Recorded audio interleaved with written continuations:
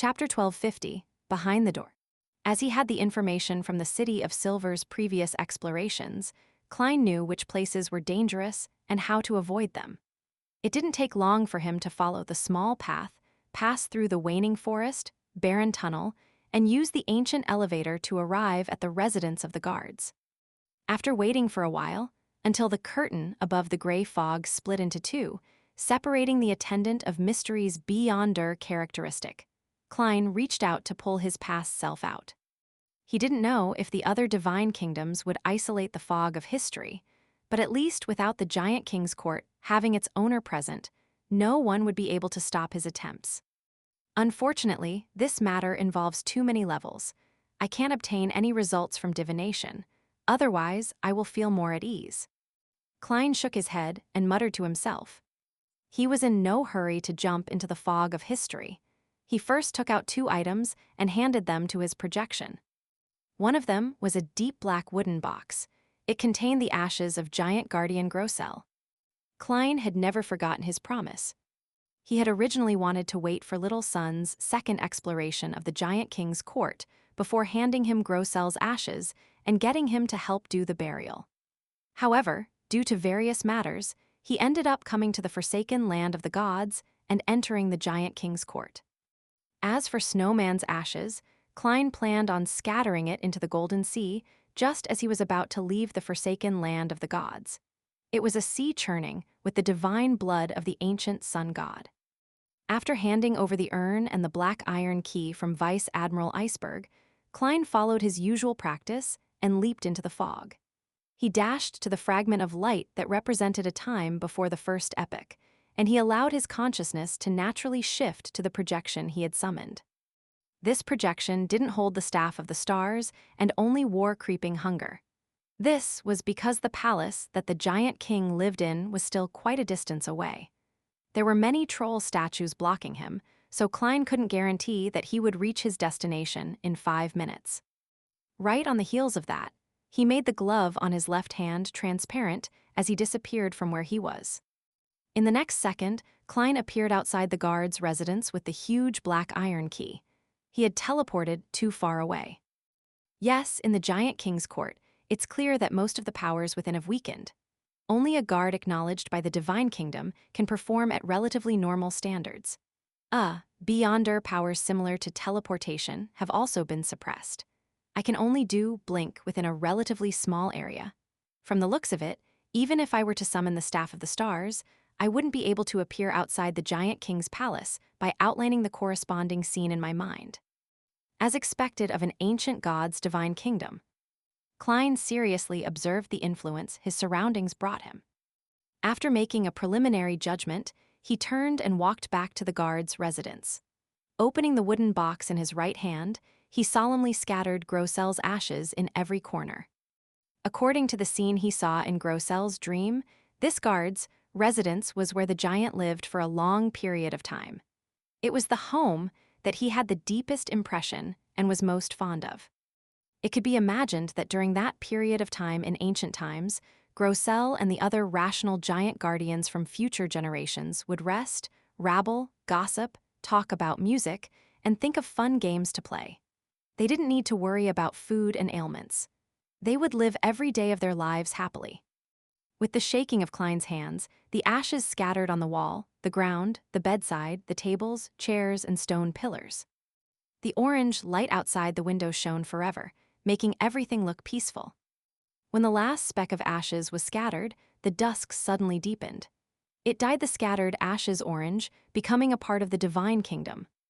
Klein closed his eyes, as though he could sense Grosel's joy. A vagrant who had been forced to leave his hometown for 3,000 years had finally returned to the place he had missed day and night. The light of the dusk softened, making Klein feel that he was less ostracized. It's equivalent to being acknowledged to a certain extent. I've become a guard that has been accepted by a number of people. Klein emanated his spirituality to confirm the changes. He didn't stay any longer. He used creeping hunger and the path scouted by the City of Silver's expedition team to constantly blink and take detours. From time to time, he would pull out the unshadowed crucifix. He passed through the hall where the fateful plot was made with relatively little difficulty, and he arrived at the residence of the giant king. There, he saw a row of huge stone columns on the left that formed railings. Beyond the railings was an orange-red gas and a churning dark blue sea. Taking a deep breath, he returned to the hall he had just exited. He reached out his hand and dragged out the marionette, Inuni, who hadn't been parasitized by Ammon. Even if it was a historical projection, he didn't want to open the door himself. Looking at the slightly dazed Inuni, Klein handed the black iron key that he had tucked under his armpit over to him. He controlled Inuni to leave the hall and follow the railings formed from stone pillars to the tallest and most magnificent building in the giant king's court. The dusk's glow seemed to be corporeal as it covered the palace's surface, bringing with it a strong sense of decadence, as though the curtains had drawn on everything in the world. Lining both sides of the palace were separately steeples and spires. The grayish-blue front door was covered with mysterious symbols as it stood at a height exceeding 10 meters. To the left of the door, there was a pitch-black hole that was the size of an adult's fist at the height of 3 to 4 meters. Inuni stared at it for a few seconds before raising the black iron key that resembled a 7-string guitar and inserting it into the deep crevice in front of him. It fit perfectly without leaving a single gap.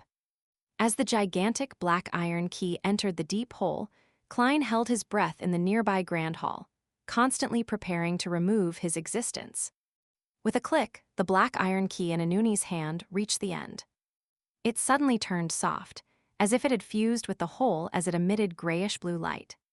The various symbols, labels, and patterns on the door lit up as they protruded.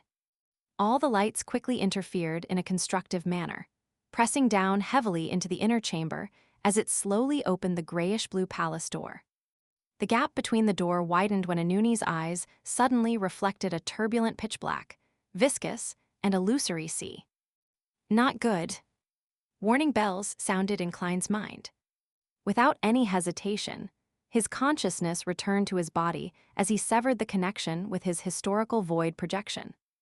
In the next second, his vision suddenly darkened. The left side of his head felt a sharp pain, as though someone had inserted a red-hot chisel into it and kept rotating it. At the same time, he heard indistinguishable ravings that seemed to come from an era older than ancient times. Klein's expression instantly twisted, appearing extremely ferocious. He could still barely maintain his rationality, but he had no energy left to remain in the historical fragment. Without a sound, Klein landed in the guard residence of the giant king's court. With a thought, he entered the world above the gray fog. Before undertaking such a dangerous task, he had no doubt found a reason and excuse to arrange for the members of the Tarot Club to pray collectively to awaken Sephira Castle's ability to summon its master. This allowed him to skip taking 4 steps counterclockwise and reciting the incantation at critical moments to return above the gray fog. However, just as Klein's spirit body saw the grayish-white fog, he heard a familiar roar. He felt himself be rejected by Sephira Castle, as though it had accepted an order from someone else to stop him from entering. In his shock, he saw a black shadow leap past him, heading straight for Sephira Castle. It was Ammon, but a shadow that exuded an aura identical to his. Subconsciously, Klein influenced Sephira Castle and made it reject the intruder. Then he succeeded. The shadow was also blocked by the grayish-white fog as well. Right on the heels of that, he and the shadow fell back into the real world at the same time. After his spirit body returned to his body, Klein bent down in pain, like a curled shrimp. The half-top hat on his head fell to the ground. He took several seconds to eventually recover. He slowly straightened his body and cast his gaze on a glass window ground from orange gems. The window reflected his current appearance. With the bridge of his nose as a border, his right face was the same as usual, but countless objects were crawling out of his left face. Klein narrowed his eyes. He hurriedly took a deep breath to calm himself down and regain the clown powers of control. His mind outlined a clear image of his appearance. He was dressed in a black trench coat, had black hair and brown eyes. The right side of Jayaman Sparrow's cut face was the same as usual, while the left side had become translucent and was formed from twisting maggots. As he looked down, his neck was in a similar state. It was the same with his body that lay beneath his clothes. The edge of losing control. Man, I need to resist the inclination towards intense madness. WI. Suddenly, he sensed something. He instinctively lowered his head and looked at his feet. It was empty. He was missing the shadow that was supposed to exist. The orange light of the evening shone through the window, but it didn't create a shadow by his side. Haha, I understand. Klein bent down and laughed uncontrollably. He suspected that the seawater that surged out from the giant king's palace had not only drowned his marionette and historical projection, but it had also used the latter to slice off his own shadow, causing his spirit to lose its completeness. He was unable to completely suppress his inclination towards losing control.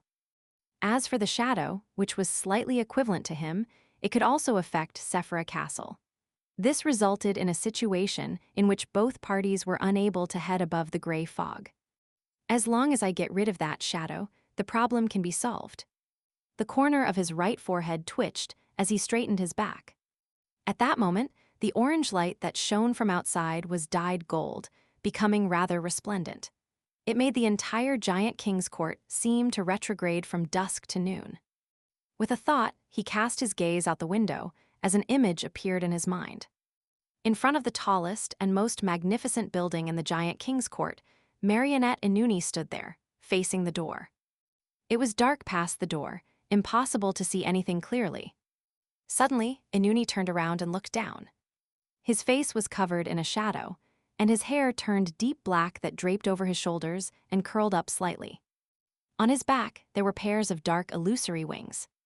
In the grand hall nearby, a pure shadow's lower body was pressed against a stone brick as its upper body came over in a ramrod manner.